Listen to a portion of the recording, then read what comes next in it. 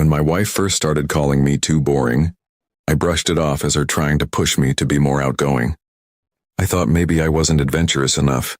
Maybe I was too comfortable with our routine. And I even tried to change things. I planned dates, tried new restaurants, even took her on a weekend getaway. Still the comments continued, and every time she said it, it stung a little more. At first I tried to laugh with her, telling her she knew who I was when she married me. But deep down I started to question myself. Was I really dull?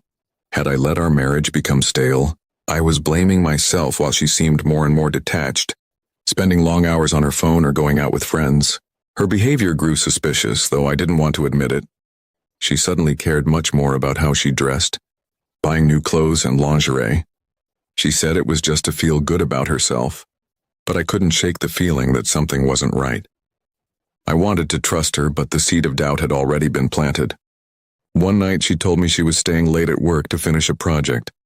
I believed her at first, but when I called her office line, no one answered. The next morning, she acted normal, cheerful even, but her perfume was different, stronger. That was when I started to put things together, though I didn't yet have proof. I decided to check her phone while she was in the shower.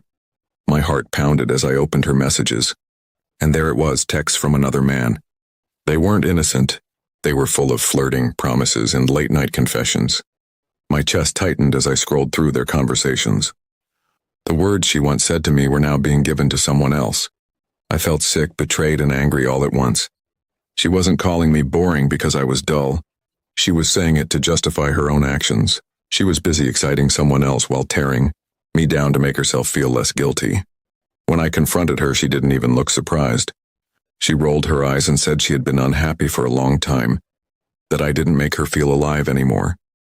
Hearing her say that crushed me. I reminded her of everything I had done to try and make her happy, but she dismissed it like it meant nothing.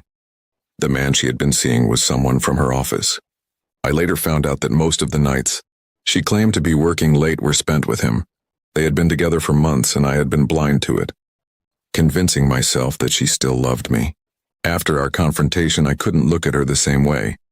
Every smile, every laugh, every I love you she'd said during that time felt like a lie. I realized the marriage I thought we had was already over long before I uncovered the truth. I moved out not long after. Packing my things, I felt both heartbreak and relief. Heartbreak for the years I had wasted. Relief that I no longer had to live in the shadow of her betrayal. She tried to paint me as the villain, saying I was too boring to keep her interested. But deep down I knew that was just her excuse. Friends and family were shocked when they found out. Most of them couldn't believe it, because to the outside world, we looked like a stable couple. But now when I replay the little moments, I can see the cracks that were there all along. I just didn't want to acknowledge them. It's been some time since then, and I'm learning to let go of the bitterness. I've realized that being boring isn't a flaw. It means I was consistent, loyal, and dependable.